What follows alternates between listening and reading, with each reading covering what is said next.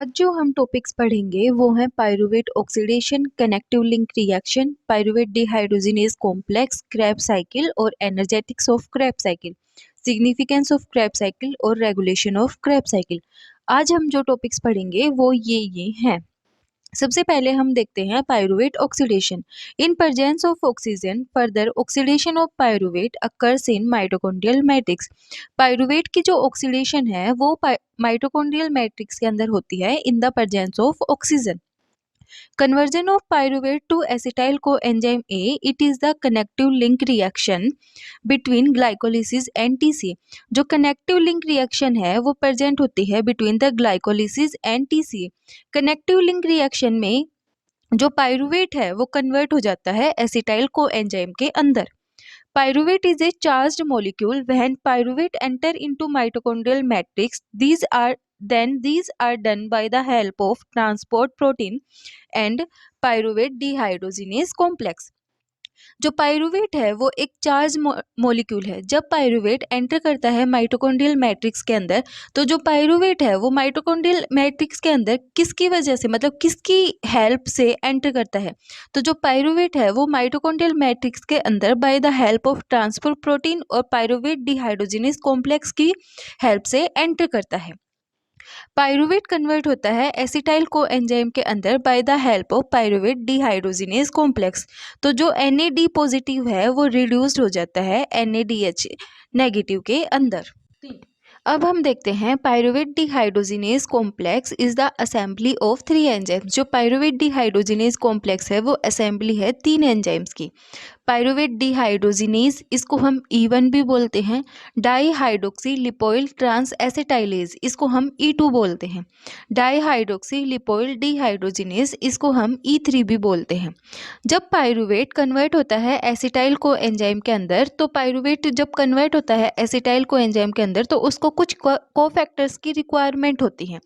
वो कोफैक्टर्स होते हैं NAD positive, FADH2, TPP, cosec और लिपोइक एसिड। TPP मतलब थायामीन पायरोफॉस्फेट।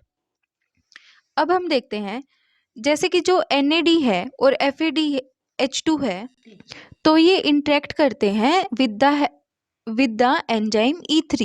जो TPP है मतलब जो थायामीन पायरोफॉस्फेट है वो इंटरेक्ट करता है एंजाइम E1 के साथ, और जो कोसेक और जो लिपोइक एसिड हैं वो इंटरेक्ट करते हैं एंजाइम E2 के साथ। E3 एंजाइम को हम बोल रहे थे डाईहाइड्रोक्सी लिपोइल डिहाइड्रोजिनेज। E1 को पायरुवेट डिहाइड्रोजिनेज और E2 को डाईहाइड्रोक्सी लिपोइल ट्रांस एसिटाइलेज। अब हम देखते हैं सबसे पहले पायरुवेट डिहाइड्रोजिनेज। हमने अभी अभी पढ़ा जो पायरुवेट डिहाइड्रोजिनेज है वो इंटरेक्ट करता है E1 मतलब TPP के साथ। तो जो पायरुवेट डिहाइड्रोजिनेज जो एंजाइम है वो इंटरेक्ट कर रहा है TPP के साथ। फंक्शन जो पायरुवेट डिहाइड्रोजिनेज का जो फंक्शन है वो क्या है? Decarboxylation and oxidation of pyruvate. अब हम देखते हैं डाईहाइड्रोक्सी लिपोइल ट्रांस एसिटाइलेज। जो डाईहाइड्रोक्सी लिपोइल ट्रांस एसिटाइलेज है वो इंटरेक्ट करता है कोशेक और लिपोइक एसिड के साथ।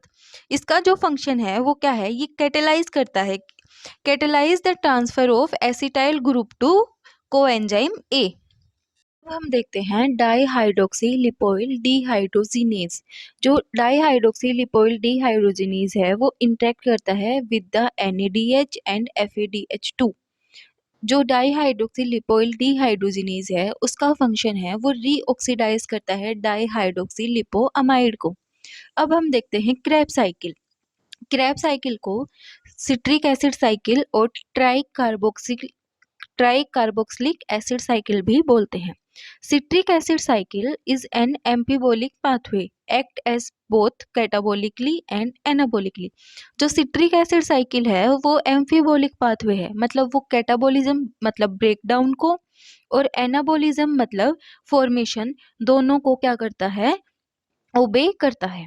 तो जो सिट्रिक एसिड साइकिल है वो एक एम्फीबोलिक पाथवे है। डिस्कवर्ड बाय हैंस क्रैब इन 1937। जो सिट्रिक एसिड साइकिल है वो हैंस क्रैब नाम के साइंटिस्ट ने 1937 में डिस्कवर की थी। He received the Nobel prize in physiology and medicine in 1953 for his discovery. जो हैंस क्रैब हैं उन्हें नोबेल प्राइज प्राप्त हुआ था in the field of physiology and medicine in 1953। Citric acid cycle requires aerobic conditions. जो citric acid cycles हैं उसको aerobic conditions की ज़रूरत होती है। अब हम देखते हैं cycle of citric acid cycle. जब पाइरूवेट एसिटाइल कोएंजाइम ए के अंदर कन्वर्ट होता है, इस प्रोसेस को हम कनेक्टिव लिंक रिएक्शन बोलते हैं। जो पाइरूवेट है वो 3 कार्बन की शुगर है और जो एसिटाइल कोएंजाइम है वो 2 कार्बन शुगर है। मतलब जब 3 कार्बन की शुगर, मतलब 3 कार्बन से 2 कार्बन, मतलब जो 1 कार्बन है वो रिड्यूस हुआ, तो जो वो 1 कार्बन है वो रिलीज हुआ in the form of CO2 और यहाँ पे NAD पॉजिटिव है वो रिड्यूस हो गया टू NADH और H पॉजिटिव के अंदर। अब हम देखते हैं जो एसिटाइल कोएंजाइम है वो एंटर कर गया सिट्रिक एसिड साइकिल के अंदर। तो जो सिट्रिक एसिड मतलब एसिटाइल कोएंजाइम ए और oxalo acetic acid by the help of enzyme citrate synthase convert हो गया सिट्रेट के अंदर। जो सिट्रेट है वो 6 कार्बन मॉलिक्यूल है, सिट्रेट है, by the help of enzyme aconitase convert हुआ आइसोसिट्रेट के अंदर। Isocitrate by the help of enzyme isocitrate dehydrogenase convert हुआ अल्फा कीटोग्लूट्रेट के अंदर। Alpha ketoglutarate by the help of enzyme alpha ketoglutarate dehydrogenase convert हुआ succinyl coenzyme A के अंदर। Succinyl coenzyme A convert हुआ succinate के अंदर by the help of enzyme succinyl coenzyme A synthetase. जो succinate है वो convert हुआ फ्यूमरेट के अंदर by the help of enzyme succinate dehydrogenase. Fumarate है वो कन्वर्ट हुआ मैलेट के अंदर by the help of enzyme fumarase और जो मैलेट है वो कन्वर्ट हुआ ऑक्सैलो एसिटिक एसिड के अंदर by the help of enzyme malate dehydrogenase. अब हम देखेंगे जो सिट्रेट है वो क्या है, 6 कार्बन शुगर है। आइसोसिट्रेट भी 6 कार्बन शुगर है। लेकिन जब आइसोसिट्रेट अल्फा कीटोग्लूट्रेट के अंदर कन्वर्ट हुआ तो वहाँ पे 6 कार्बन शुगर है वो मतलब किसके अंदर कन्वर्ट हो गई, 5 कार्बन के अंदर। तो वहाँ पे क्या हुआ, 1 कार्बन का मॉलिक्यूल रिलीज हुआ। तो जो कार्बन मॉलिक्यूल है वो किसकी फॉर्म में रिलीज हुआ, CO2 की फॉर्म में रिलीज हुआ। अब जब अल्फा कीटोग्लूट्रेट कन्वर्ट हुआ सक्सिनाइल को एंजाइम के अंदर, तो जो अल्फा कीटोग्लूट्रेट है वो 5 कार्बन शुगर है। लेकिन जब वो सक्सिनाइल को एंजाइम के अंदर कन्वर्ट हुआ तो जो सक्सिनाइल को एंजाइम ए है वो 4 कार्बन शुगर है। मतलब वहाँ पे भी एक कार्बन क्या हुआ, रिड्यूस हुआ। तो जो कार्बन है वो रिलीज हुआ in the form of CO2। अब हम देखेंगे जहाँ जहाँ पे डिहाइड्रोजिनेज प्रेजेंट है वहाँ पे जो NAD पॉजिटिव है वो रिड्यूस हो जाएगा NADH और H पॉजिटिव के अंदर। मतलब जो आइसोसिट्रेट अल्फा कीटोग्लूट्रेट के अंदर कन्वर्ट हुआ bye the help of enzyme isocitrate dehydrogenase के द्वारा, तो वहाँ पे 2 NAD पॉजिटिव रिड्यूस हुए 2 NADH प्लस H पॉजिटिव के अंदर। जब अल्फा कीटोग्लूट्रेट सक्सिनाइल को एंजाइम के अंदर कन्वर्ट हुआ bye the help of enzyme alpha ketoglutarate dehydrogenase, वहाँ पे भी 2 NAD पॉजिटिव रिड्यूस हुए 2 NADH प्लस H पॉजिटिव के अंदर। अब जो सक्सिनाइल को एंजाइम ए है वो कन्वर्ट हुआ सक्सिनेट के अंदर, तो वहाँ पे हमें 2 ATP मिले। अब जब सक्सिनेट फ्यूमरेट के अंदर कन्वर्ट हुआ तो वहाँ पे 2 FAD पॉजिटिव कन्वर्ट हुए 2 FADH2 के अंदर। अब हम देखते हैं जब मैलेट ऑक्सैलो एसिटिक एसिड के अंदर कन्वर्ट होता है तो वहाँ पे भी 2 NAD पॉजिटिव रिड्यूस होते हैं 2 NADH प्लस H पॉजिटिव के अंदर। अब हम देखते हैं energetics of Krebs cycle. 2 acetyl coenzyme A 6 NAD positive 2 FAD 2 ZDP 2 8 H2O plus inorganic phosphate. जैसा कि हमने देखा सिट्रिक एसिड साइकिल के अंदर हमें 6 NADH मिले और 2 FAD पॉजिटिव कन्वर्ट हुआ 2 FADH2 के अंदर और हमें 2 GTP मिले। अब जो NADH है वो NADH एक NADH इक्वल्स होता है 3 ATP के। तो हमें सिट्रिक एसिड साइकिल से 6 NADH मिले। 6 NADH इक्वल्स होते हैं 18 ATP के और जो 2 FAD मतलब एक FAD इक्वल होता है 2 ATP के। तो जो दो एफएडी हैं वो इक्वल हो गए 4 एटीपी के। तो सिट्रिक एसिड साइकिल से हमें टोटल 24 एटीपी प्राप्त हुए। अब हम देखते हैं significance of Krebs cycle. Krebs cycle is the main source of energy for sale. जो क्रेब साइकिल है वो मेन सोर्स है एनर्जी का फॉर सेल, मतलब सेल्स के लिए। Krebs cycle play an important role in the breakdown of organic fuel molecules, that is glucose and fatty acid. जो Krebs cycle है वो important role play करती है in the breakdown of organic fuel molecules, जैसे कि glucose और fatty acids. It explain the process of breaking of pyruvate into CO2 and water. Krebs cycle है वो एक्सप्लेन करती है process of breaking the pyruvate into CO2 and water. It is the major pathway of generation of ATP. मतलब जो Krebs cycle है वो major pathway है for the generation of ATP. More energy is released in this process as compare to glycolysis. जो Krebs cycle है उसके अंदर ज़्यादा एनर्जी रिलीज होती है as compare to glycolysis. It is the final pathway of oxidation of glucose, fat and amino acid. जो Krebs cycle है वो final pathway है for the oxidation of glucose, fats and amino acid. It play an important role in gluconeogenesis, lipogenesis and interconversion of amino acid. जो Krebs cycle है वो important role play करती है in gluconeogenesis, lipogenesis and the interconversion of amino acids. अब हम देखते हैं regulation of Krebs cycle. Regulation of pyruvate dehydrogenase complex control acetyl coenzyme A supply.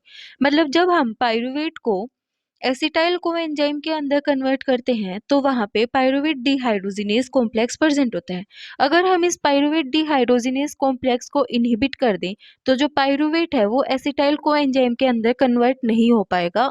तो जो एसिटाइल कोएंजाइम ई है वो एंटर नहीं कर पाएगा सिट्रिक एसिड साइकिल के अंदर।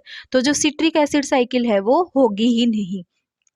तो जो पीडीएच मतलब जो पायरुवेट डिहाइड्रोजिनेज कॉम्प्लेक्स हैं उसके जो इनहिबिटर्स हैं वो है NADH, ATP और एसिटाइल कोएंजाइम ए। और जो स्टिमुलेटर्स हैं वो हैं AMP, NAD positive coenzyme A. अब हम देखते हैं regulation of citrate synthase. Citrate synthase मतलब जब ऑक्जेलो एसीटेट और acetyl co enzyme A bye the help of enzyme citrate synthase convert होते हैं सिट्रेट के अंदर। तो जब हम अगर मतलब सिट्रेट सिंथेस की जो एक्टिविटी है उसको इनहिबिट कर देंगे तो जो प्रोसेस है जो सिट्रिक एसिड साइकिल है अगर सिट्रेट ही नहीं बनेगा तो आगे प्रोसीड नहीं हो पाएगी। तो जो सिट्रेट सिंथेज हैं उसके जो इनहिबिटर्स हैं वो है NADH, ATP, succinyl coenzyme A और सिट्रेट। और जो स्टिमुलेटर्स हैं वो हैं ADP। अब हम देखते हैं regulation of isocitrate dehydrogenase. Isocitrate dehydrogenase के लिए जो इनहिबिटर्स हैं वो है NADH और ATP। और जो स्टिमुलेटर्स हैं वो है NAD पॉजिटिव, ADP और कैल्शियम। अब हम देखते हैं regulation of alpha ketoglutarate dehydrogenase complex. Alpha ketoglutarate dehydrogenase complex के लिए जो इनहिबिटर्स हैं वो हैं NADH, ATP और सक्सिनाइल कोएंजाइम ए। और जो स्टिमुलेटर्स हैं वो है NAD पॉजिटिव, ADP और AMP। अब हम रेगुलेशन को डायग्राम के थ्रू देखते हैं। जब पायरुवेट एसिटाइल कोएंजाइम ए के अंदर कन्वर्ट होता है तो उसके बीच में पायरुवेट डिहाइड्रोजिनेज कॉम्प्लेक्स प्रेजेंट होता है। मतलब पायरुवेट डिहाइड्रोजिनेज कॉम्प्लेक्स की वजह से पायरुवेट कन्वर्ट होता है एसिटाइल कोएंजाइम ए के अंदर। अगर हम इस पायरुवेट डिहाइड्रोजिनेज कॉम्प्लेक्स को इनएक्टिव कर देते हैं मतलब इनहिबिट कर देते हैं तो जो आगे है मतलब जो एसिटाइल कोएंजाइम ए है वो एंटर नहीं कर पाएगा सिट्रिक एसिड साइकिल के अंदर। तो जो पायरुवेट डिहाइड्रोजिनेज जो कॉम्प्लेक्स हैं उसके जो इनहिबिटर्स हैं वो है ATP, acetyl coenzyme A and NADH। जब acetyl coenzyme A ऑक्जेलो acetic acid के साथ मतलब एंटर करता है सिट्रेट के अंदर, मतलब जो ऑक्जेलो एसिटेट और acetyl coenzyme A citrate synthase enzyme की हेल्प से कन्वर्ट होते हैं सिट्रेट के अंदर। तो जो सिट्रेट सिंथेज एंजाइम है उसके जो इनहिबिटर्स हैं वो है NADH, succinyl coenzyme A, citrate और ATP। और जो स्टिमुलेटर है वो है ADP। जब isocitrate by the help of enzyme isocitrate dehydrogenase की हेल्प से अल्फा कीटोग्लूट्रेट के अंदर कन्वर्ट होता है तो वहाँ पे जो इनहिबिटर्स हैं वो एटीपी और एनएडीएच हैं और जो स्टिमुलेटर हैं वो एडीपी और एनएडी पॉजिटिव है। जब alpha ketoglutarate by the help of enzyme alpha ketoglutarate dehydrogenase की हेल्प से कन्वर्ट होता है सक्सिनाइल कोएंजाइम के अंदर, तो जो अल्फा कीटोग्लूटेट डीहाइड्रोजिनेज हैं उसके जो इनहिबिटर हैं वो हैं ATP, succinyl coenzyme A and NADH. आज का हमारा जो टॉपिक था वो इतना ही था। वीडियो पसंद आए तो लाइक, शेयर एंड सब्सक्राइब जरूर करना।